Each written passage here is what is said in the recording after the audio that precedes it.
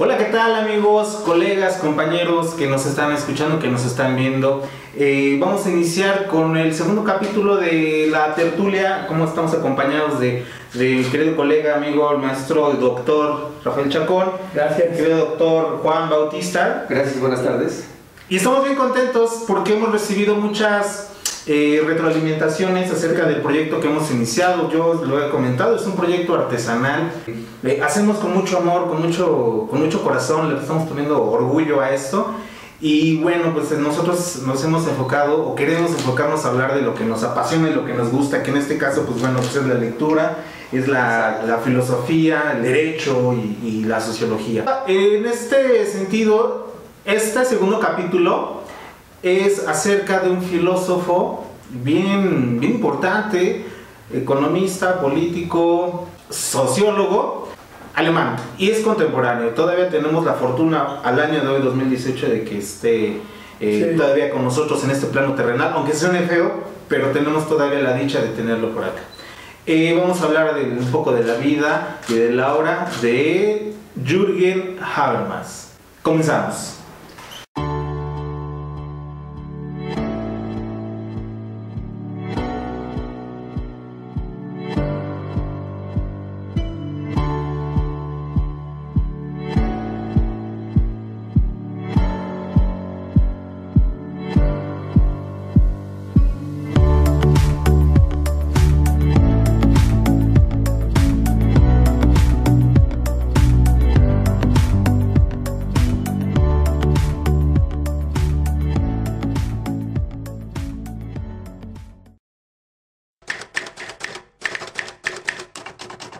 Me gustaría dar algunos parámetros generales acerca de la vida y obra del doctor, del maestro Jürgen Habermas. Lo vamos a hacer en tres vertientes, que sería el primer principio: vida, obra y Jürgen Habermas en la época contemporánea. Entonces yo quiero permitirme hablar un poco de la primera escuela de Frankfurt, que es la base de los teóricos que tenemos el día de hoy, que emergen de la segunda escuela de Frankfurt, que sería Jürgen Habermas propiamente y Joseph Ratzinger, nuestro. Pero antes de eso me gustaría ahondar en un poco de la historia moderna de la Alemania de Jürgen Habermas. Nace en 1929, 18 de junio del 29, y precisamente se conjuga la caída de la bolsa de Estados Unidos, que no es un hecho menor, pero también hay unas cuestiones que creo que debemos rescatar. En primer lugar, estamos hablando de 1918, la primera mitad del siglo XX, en donde Alemania se convulsiona después de una Primera Guerra Mundial. Estamos hablando de un periodo de entreguerras, en el cual Alemania sale como la gran perdedora. Traen unas rencillas difíciles de rescatar con el pueblo francés, principalmente derivado de los tratados del Tratado de Versalles, porque le arrebata de muchas formas el orgullo, pienso yo, el orgullo teutón, el orgullo alemán. Este periodo de desestabilización política trajo a Alemania polarizada, porque de ahí van a emerger muchas ideas nacionalistas, muchas ideas que van a germinar o que van a ser un caldo de cultivo para el posterior ascenso del nazismo. También quisiera hablar de un poquito de la emergencia de la República de Weimar y después de la caída precisamente de la República de Weimar para la fundación del Tercer Reich, que es con el que inicia propiamente Adolf Hitler. Como datos interesantes, datos de cultura general, el primer Reich se basa en el Sacro Imperio Germánico, que va del año 962 a 1862. El segundo Reich es hacia 1871, cuando Guillermo I es proclamado rey o emperador, y hacia 1918, junto con la pérdida de Alemania de la Primera Guerra Mundial, se transforma en república, en la República de Weimar. Y ya por ahí de los años 30, con el quiebre de la República, emerge Hitler al poder, y creo que todos sabemos de qué se va a tratar ese periodo de entreguerras del 39 al 45, después la reconstrucción de Europa. Era, creo yo, pertinente iniciar con este periodo histórico, porque bueno, Jürgen Habermas nace en Düsseldorf, como les comentaba, en el 29.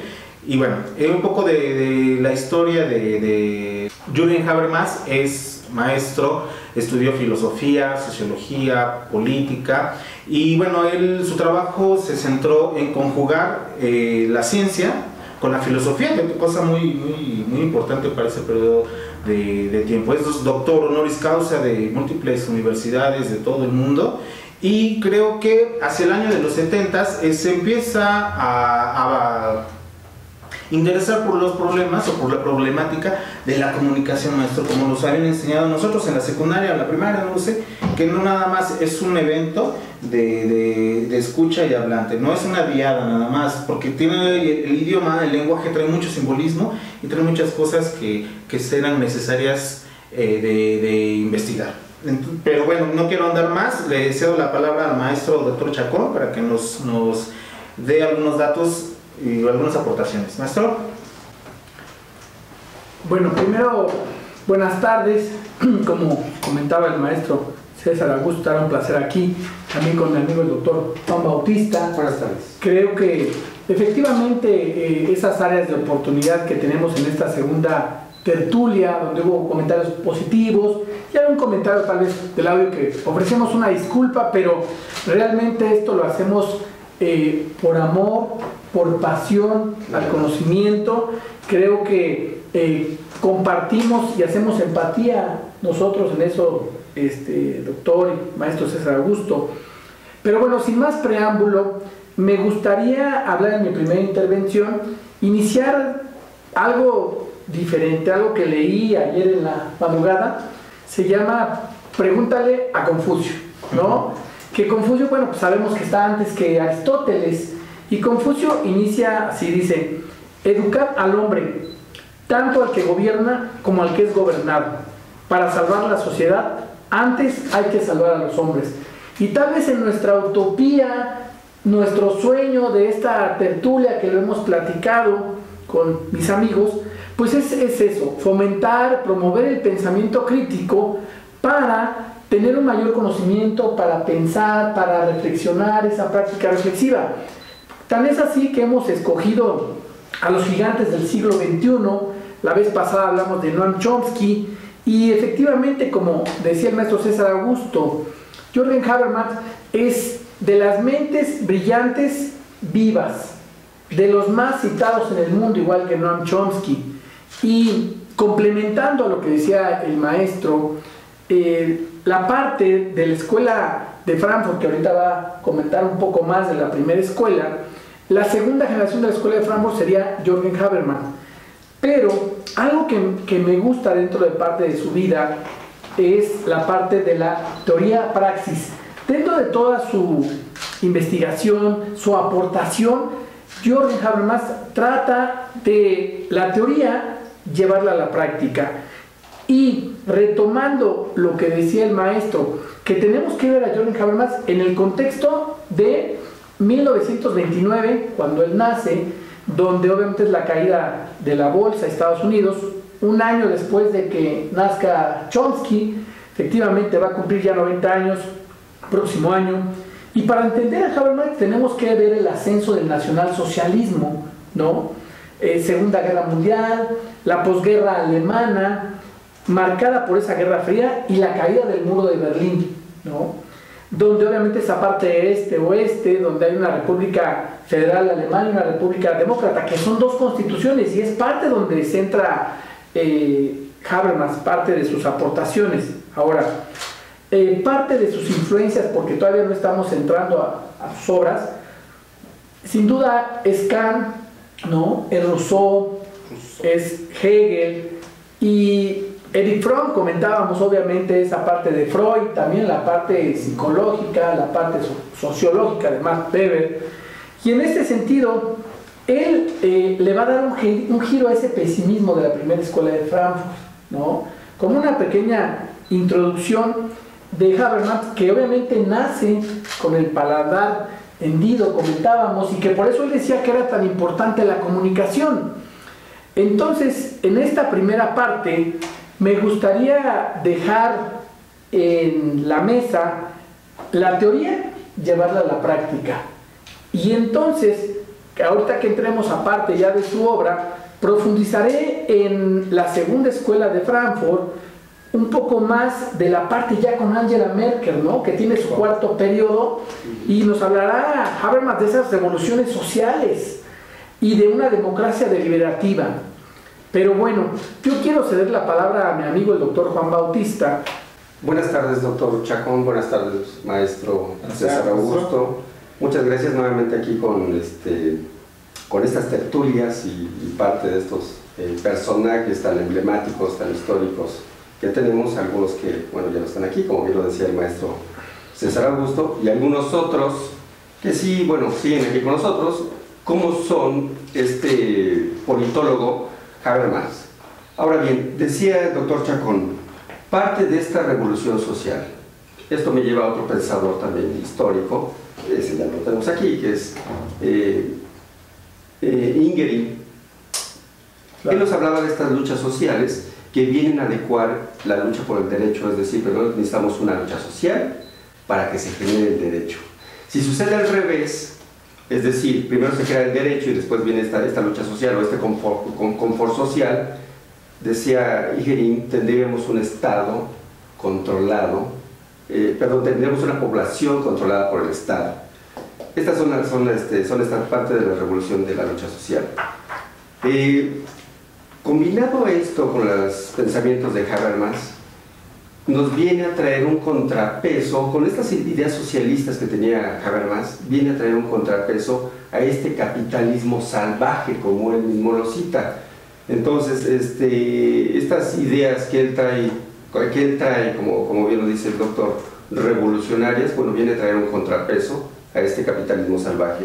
Tenemos en la actualidad unos temas de importancia que son las migraciones humanas, estas poblaciones que se trasladan a otro territorio, como lo estamos viendo, específicamente en América Central y América del Norte, como lo son las migraciones que vienen de Honduras, de El Salvador, del propio Nicaragua, que está viviendo una situación económica bastante difícil. Y haciendo esta mención del postulado de Habermas, él decía que el problema no radica, para resolver el problema no radica en que una nación acoja a todos los migrantes o a todos los desplazados, a todos estos éxodos de desplazados.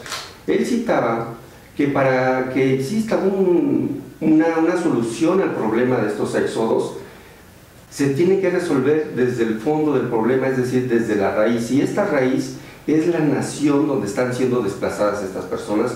Él lo citaba por un liberalismo económico, por un neoliberalismo y por una globalización económica. Él raya mucho en esta esencia del neoliberalismo, es decir, del capitalismo salvaje, que va a hacer que estas poblaciones salgan de su lugar de origen. Y esto se constituye, entre otras cosas, en una violación de derechos humanos. Ahora bien, para citar cuál es la solución al problema, desde el punto de vista de Habermas, él decía que el problema se resuelve de origen, y ese problema debe de ser que este país, donde salen los desplazados, tiene que adoptar estas políticas económicas públicas con base en su Producto Interno Bruto, y entonces sí les otorgue benefactores a todas estas poblaciones y resuelva su calidad de vida. Esto lo traigo a colación porque acabamos de tomar un coloquio en la Corte Interamericana de Derechos Humanos, y ahí nos hablaban de esta violación a los derechos humanos por los desplazados de sus lugares de origen. Le concedo la palabra al maestro César Augusto. Muchas gracias, doctor amigo. Me quedo reflexionando acerca de las ideas de la migración. Todo tiene que ver con lo económico. Pero antes de entrar a los temas sabrosos, a temas de actualidad, yo quisiera comentar un poquito de la creación de la primera escuela de Frankfurt. Se funda por allá, en forma oficial, hacia el año de 1923, precisamente el 3 de febrero de 1920. ¿Qué busca la escuela de Frankfurt? Va sobre tres vertientes: sobre Freud, sobre Marx y sobre Weber. ¿En qué sentido? ¿Por qué se hace tan ecléctico esto? Porque Marx le va a dar, van a rescatar de Marx, la explicación capitalista y el análisis de las clases sociales, cosa menuda en un periodo en el que Europa se divide. Rusia se desangra en una revolución que a la postre se convierte en una Unión Soviética de corte socialista, en una sociedad con clases, y eso pues es un aporte marxista de entrada, ¿no? Por antonomasia. De Freud se va a rescatar el psicoanálisis y mencionan, entre otros puntos, que estas son enfermedades consecuencia del entorno social. No es casual en una sociedad industrial y postindustrial que se hable mucho de estrés. Y de Max Weber, que va a retomar un poco más acerca de la sociología y de su teoría de la acción social. Los iniciadores de esta escuela son Adorno, tiene el maestro un buen tomo que nos explica a Theodor Adorno, a Max Horkheimer y Marcuse. Hablan acerca de una teoría de la industria cultural y es una crítica a la industrialización, ¿no? Y en parte a la cosificación de las relaciones sociales y de las relaciones de producción, ¿por qué no? Y se meten también a hablan un poco más acerca de la lógica capitalista. Dentro de una sociedad industrial, la crítica hacia las sociedades capitalistas y hacia dónde nos están llevando es parte medular de su teoría. Todavía no se alcanza a ver el neoliberalismo, me parece, ¿no? Como esas relaciones de producción y más allá la globalización. Por ahí Lenin ya había visto una fase superior del capitalismo, si estoy mal corríjame, pero él le llama el imperialismo, ¿no? Que está muy en boga ahora, cuando emerge Hugo Chávez y habla del imperialismo y Fidel Castro habla de los imperialismos. Son como que las fases superiores, pero no se habla de neoliberalismo, que es un retroceso, como ya lo habíamos comentado en la sesión pasada, es el retroceso o una regresión, no sé cómo llamarla, hacia un sistema económico que menciona, entre otras cosas, que quien debe de gobernar el Estado es el político, pero quien debe de gobernar la economía es el libre mercado. No es casual entonces que hoy veamos lo que sucede producto de las migraciones nuestro, el capitalismo, el neoliberalismo, el hundimiento de una economía como la venezolana, la emergencia de países socialistas, de corte socialista como China, que hoy son potencias mundiales. Esto es parte de lo que se va a hablar, que es contemporáneo, pero que se van a tomar desde la base, desde la primera escuela de Frankfurt. Y le cedo la palabra al maestro doctor Chacón. Bueno, gracias, maestro. Creo que, antes que nada, me quedó una reflexión hace unos momentos que comentaba el maestro y el doctor, que el dinero mueve al mundo, ¿no? Y lo decía Henry Kissinger. Y creo que esa es la otra parte, o la dialéctica, o del otro lado de la moneda, lo que habla de Marx, ¿no? Donde él dice obviamente que debe estar no el poder económico arriba, sino el poder político. En ese sentido Marx escribirá sobre los sindicatos, toda esa parte. Pero bueno, la diferencia, ya entrando a la escuela de Frankfurt, la primera generación y la segunda generación, yo creo que efectivamente radica en que Adorno se va con un marxismo ortodoxo, si me permiten, dice, cuya respuesta parte de constataciones como la dialéctica materialista es una dialéctica revolucionaria. La primera formación de Adorno se produjo bajo la influencia de dos grandes maestros de la dialéctica en la Alemania del siglo XIX, que acabamos de decir, Hegel y Marx. Y la diferencia ya con Habermas, él que habla ya de una parte, habla ya de un marxismo pero no ortodoxo, es decir, él hablará ya de una democracia deliberativa, que será parte ya de mis conclusiones. En este sentido, quiero dejar también una parte que no comentamos, que mucha de la influencia que tuvo Habermas y que él lo escribiría serían los juicios de Nuremberg, que él lo cito y dice: lo que realmente determinó mi vida política fue en 1945, escribió Habermas. Se describió a sí mismo paralizado ante las emisiones radiadas de los juicios de Nuremberg 1945-1946, en las que por primera vez oyó hablar del Holocausto y sus atrocidades. Efectivamente, ese Holocausto, que tuve la oportunidad, como les decía, estar hace 2 meses en el Museo del Holocausto en Israel, y algo que me llama mucho la atención, que es parte de la materia de estudio, es que parte de los que cuando llega Hitler, los que huyen en ese exilio, es la escuela de Frankfurt. Se va Adorno, se va Max Horkheimer, se va Herbert Marcuse, está, de hecho Einstein también, aunque no pertenece a escuela, pero son parte de esos judíos. El éxodo, ¿no? Es el éxodo, es ese éxodo y empieza esa diáspora judía, obviamente a todo el mundo. Entonces, parte de esa situación, lo que vemos aquí es que esa diáspora judía salieron todos los intelectuales. Se van a Londres y luego se van a Estados Unidos, que vendrán aquí a las universidades de Estados Unidos, será otra parte. Pero a mí me gustaría citar dos genios vivos de la segunda escuela de Frankfurt, Habermas y que posteriormente Joseph Ratzinger, que será otro tema que tenemos también en la mesa. En el tintero. En el tintero. Ahora bien, parte de lo que también establece ya en su obra son los derechos fundamentales. Él lo hablará como, Jorgen lo hablará como una utopía, donde hablará obviamente de esos derechos políticos. De hecho lo divide en 5 partes: derechos civiles, derechos políticos, derechos individuales, derechos políticos reinterpretados como derechos comunicativos y derechos sociales. Entonces, si bien es cierto, parte de la aportación de Habermas es ir en contra de esa despolitización de la sociedad.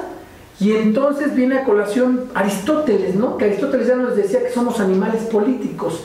Entonces, cuando las personas muchas veces piensan, es que a mí no me gusta la política, bueno, pues obviamente hay un mal concepto, se interpreta de una manera equivocada, porque entre una sociedad esté más politizada, obviamente va a tener un mayor pensamiento crítico, va a exigir más sus derechos sociales, y será parte ya de mi conclusión final de Habermas a lo que él nos invita. Entonces, creo yo importante que debemos de ver a Habermas desde esta arista de ese ascenso del nacionalsocialismo. Le daría la palabra ya al doctor Juan Bautista para ir cerrando ya con las conclusiones. Muchas gracias, doctor Chacón. Aquí hay que soslayar en algo importante, desde mi punto de vista, desde luego. Habermas es el contrapeso del capitalismo. ¿Pero de cuál capitalismo? El capitalismo viable y que produce economía para la estabilidad de las naciones, o este capitalismo descomunal, como él lo cita de manera precisa, este capitalismo salvaje. Lo que él sí critica es este capitalismo descomunal que viene a ser el neoliberalismo. Ahora bien, el neoliberalismo no es otra cosa que la acumulación de la riqueza incesante, independientemente si hay apoyo o no hay apoyo del gobierno, como lo comentaba el maestro César Augusto. No es que sea el neoliberalismo un retroceso. El neoliberalismo viene a ser una acumulación de la riqueza de manera salvaje. Eso es precisamente el contrapeso que traen las ideas de Habermas, por una parte. Por otra parte, doctor Chacón, hablando de esta hegemonía de los poderes, ¿qué tenemos hasta la cumbre de la pirámide como la hegemonía del poder? Si es la hegemonía del poder político, como lo citaba Óscar Correas, y que por debajo del poder político tendríamos que tener forzosamente el poder de la norma. Y del poder de la norma, entonces sí, en tercer lugar, para abajo de esta pirámide, tendríamos que tener el poder económico. Sin embargo, en la vida fáctica, en la realidad fáctica, no siempre es así, de esa manera. En esta estructura de la hegemonía del poder, tenemos como estructura básica de este neoliberalismo como el poder de la hegemonía, la economía. Y bueno, pues Habermas hace la crítica soslayando en que esta hegemonía del poder económico a nivel global, bueno, pues entonces sí nos da un neoliberalismo. Cada persona y cada individuo va a poner en este orden jerárquico de las hegemonías lo que considere desde su punto de vista y desde su objetivo sociocultural, socioeconómico, desde el punto de vista de lo que estén viviendo en ese momento, estructurar su propia hegemonía del poder. Quiero abundar un poquito en que estas tertulias solamente se trata de citar los autores, citar sus postulados de ellos y traerlos a esta vida práctica con la intención nada más de que se observen cuáles son sus posturas políticas, económicas y desde luego sociológicas, que van de la mano, nunca van a estar separadas, y que cada individuo y cada persona adopte bajo su propio criterio lo que mejor le convenga. Estas tertulias no son con el ánimo de generar una postura para que las personas abracen esa ideología, desde luego nunca será así. Simplemente es una crítica constructiva, positiva, propositiva, y que vaya en avance para el mejoramiento de nuestras sociedades. Dejo el uso de la palabra al maestro César Augusto. Pues muchas gracias, doctor Bautista, por el aporte. Fíjate que yo te escucho y me vienen a la cabeza cuestiones como conceptos como poder, como hegemonía, como teoría, no sé, se me ocurre algo sabroso, teoría del Estado, democracia. Pero bueno, es poco el tiempo, ¿no, maestro? Claro. Precisamente, maestro doctor Chacón, que nos hablaba de esa penosa, yo me atrevo a decirlo de esa manera, de esa penosa parte de la historia de la humanidad, del Holocausto. Le tocó desde la diáspora hacia Estados Unidos, que trajo algo bueno. La Segunda Guerra Mundial, independientemente de todo eso, yo creo que trajo el florecimiento de esas mentes brillantes, el avance tecnológico, el avance militar, si tú quieres también, ¿no? Y aquí me queda la idea de la crítica hacia una comunidad europea, no económica, la comunidad europea, porque si nosotros nos damos cuenta de la historia de la humanidad, o la historia occidental de la humanidad, se da evidentemente en Europa, donde ha florecido la filosofía, la ciencia, la matemática, la cultura, pero también es donde se han suscitado las dos guerras más devastadoras de la humanidad, ¿no? Primera y Segunda Guerra Mundial, y de ahí viene esta reflexión acerca de la razón. Yo creo que por ahí Habermas menciona la razón no nos ha dado resultado.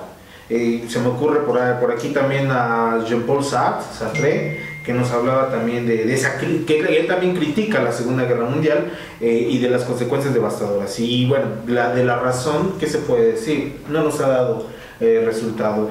Europa es el más avanzado, pero también es donde se han vapuleado más el ser humano. Hablan entonces, dicho esto, de dos tipos de racionalidades. La racionalidad instrumental, que es una relación utilitaria con el mundo, de una transformación de la naturaleza. Pero esa transformación, lejos de ayudarnos, de cierta medida nos ha perjudicado. Traducción, tenemos hoy calentamiento global. Donald Trump dice, no hay calentamiento global. Y he estado leyendo algunos datos que dicen que estamos a 2 grados centígrados de una hecatombe. No estamos depredando el planeta. Por ahí dice Bolsonaro que él no cree tampoco en esto del calentamiento global y pues va a seguir explotando la Amazonía, la Amazonas. Y esa parte, volvemos a ver la visión crítica. Tenemos una racionalidad instrumental. Le estamos utilizando la razón. Lo que quiero llegar con esto es, estamos utilizando la razón solamente para modificar, para cosificar la naturaleza, para la reificación, decía por ahí Marx. Por un lado, la racionalidad instrumental no nos está llevando a un buen término. Y por otro lado, pues tenemos la racionalidad reflexiva, que en ese sentido pues habla de la crítica al modelo de las ciencias naturales y de las ciencias sociales y de su relación del sujeto con el objeto. Entonces, de ahí se desprende esa crítica. ¿Por qué no hacerlo de manera congruente?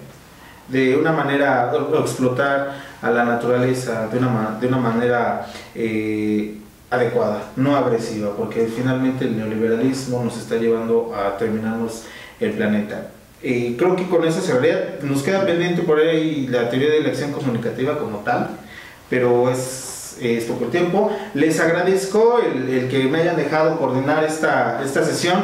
Les recomiendo este libro. Se llama Cultura y Civilización, está editado por la Universidad Autónoma Metropolitana. Los compiladores son Lidia Girola y Rafael Farfán, que entre otras cosas fueron mis maestros en sociología. Le cedo la palabra, doctor Chacón, sus conclusiones. Pasaría a mi conclusión y concuerdo en lo que dice también el doctor Juan Bautista. Nosotros lo que estamos haciendo es a través de esta tertulia, estamos exponiendo el pensamiento, la vida y obra de cada autor. El aprendizaje cada quien lo procesa de diferente manera. Ahora bien, voy a ser muy concreto. Habermas nos habla de la importancia de los movimientos sociales y pone como ejemplo que él desde el 2001 hablaba de un desarme nuclear. Después de esta presión de movimientos sociales, Angela Merkel en el 2011 estuvo a favor del abandono. Segundo, habla de una democracia deliberativa, es decir, que la agenda pública se defina en la deliberación pública, que participen todos. Tercero, pensamiento crítico y reflexivo, que va muy acorde obviamente con esta crítica, el pensar, el analizar antes de emitir juicios y opiniones. Y el cuarto, la solidaridad, que es algo que creo que nos falta en el mundo. Finalmente se han firmado tratados internacionales, México ha firmado más de 200 tratados internacionales, firmó la Carta de los Deberes y Derechos Sociales Económicos, donde se habla que todos podamos tener un crecimiento igual, donde no pueda haber un avance mayor de los países desarrollados contra los otros desarrollados de una manera astuta, maquiavélica, política, sino que busquemos que crezcamos, que obviamente estamos dentro de esa parte de teoría crítica y lo vemos otra realidad. Y por último, cerraría con esa parte, a mí me gusta mucho la parte de Aristóteles, que dice en su libro de Ética Nicomaquea: así pues, todo conocimiento evita el exceso y el defecto, y busca el término medio, y lo prefiere, pero no el término medio de la cosa, sino el relativo a nosotros. Entonces, cierro con esta frase de Aristóteles y dejo en la mesa todas estas ideas para que cada quien forme su pensamiento reflexivo y crítico. Agradezco al doctor Juan Bautista y agradezco al maestro César Augusto, por lo que cedo la palabra al doctor. Muchas gracias, doctor Chacón. De igual manera agradezco la invitación, doctor Chacón, y agradezco la invitación, maestro César Augusto. Y la parte última de mi aportación es una reflexión importante. Me quiero referir un poquito a la cuestión actual de este pensamiento de Habermas. Él cita de manera textual que la única forma de hacer frente a las oleadas de migración mundial sería combatir las causas económicas del país de origen. Textual, así lo cita en su postulado, y es lo que estamos viviendo hoy día. Haciendo referencia a la frase de Aristóteles de tener un punto medio, es precisamente eso lo que tienen que buscar las naciones. Las potencias económicas tienen que buscar, las potencias económicas se quejan de que a sus países llegan esta oleada de migración, de migrantes. Hablamos del bloque europeo, se queja de los migrantes que llegan del norte de África o del centro de África. Hablamos de América del Norte, se queja de las oleadas de migrantes que le llegan de Centroamérica.